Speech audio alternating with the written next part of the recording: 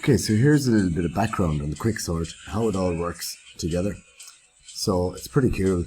Basically, you've got all this big long code that we went through in the previous videos. So let's break it down a bit. Let's decompose it and have a little look at what's going on. So here's your main code, your driver code, so to speak. Basically, you've got a list, whatever list of numbers you want, indicated by the square brackets. Then you're going to print the initial list, whatever your list is. And then you're going to call the quicksort function, pass it the list, and it's going to hopefully sort it for you, return the resulting sorted list, and then you're just going to print out sorted list result.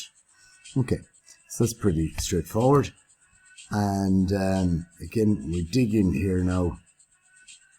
We can see that was the main code, and now we've got to talk about our actual function quicksort, and we'll see you in the next video to talk about that.